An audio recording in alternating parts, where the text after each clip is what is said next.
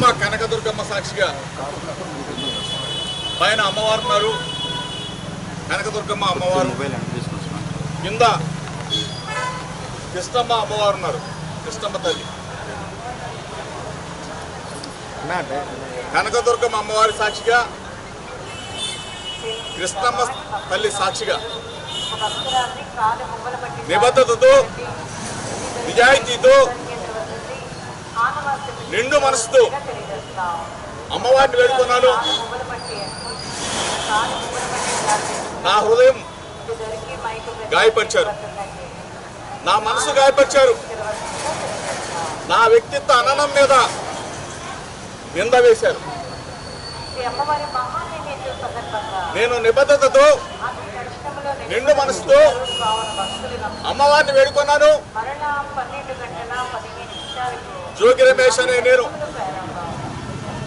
ఏ తప్పు చేయలేదని చెప్పేసి అమ్మవారిని, నేను ఏ తప్పు చేయనని చెప్పేసి, చేయను కూడా అని చెప్పేసి అమ్మవారి సాక్షిగా చెప్తా ఉన్నా. నా మీద నింద వేసిన నా వ్యక్తిత్వ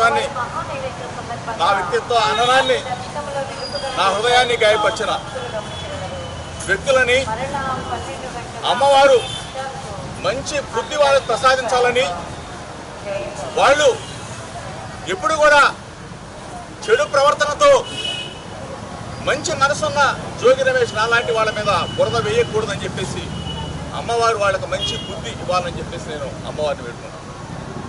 గత 10 రోజులుగా చెప్తా ఉన్నా, మీడియా మిత్రుల సాక్షిగా చెప్తా ఉన్నా, రాష్ట్ర ప్రజలందరికీ చెప్తా ఉన్నా, జోగి రమేష్ అనే నేను ఎప్పుడు ఏ తప్పు చేయలేదు, చేయనని చెప్పేసి. నేను గౌరవ ముఖ్యమంత్రి చంద్రబాబు నాయుడు అడిగా, గౌరవ ముఖ్యమంత్రి కొడుకు నారా లోకేష్ అడిగా, వేడుకొండల సాక్షిగా తిరుమల రమ్మని అడిగా, అమ్మ కనకదుర్గమ్మ దగ్గరికి రమ్మని అడిగా. లేదు కాడు తూకూడదంటే మీ ఇంటికి వస్తానని చెప్పా. లేదు అంటే లైట్ డిటెక్టర్ టెస్ట్కి రెడీ అని చెప్పేసా. లేదు అంటే నార్కో ఎనాలిసిస్ టెస్ట్కి అయినా రెడీ అని చెప్పేసా.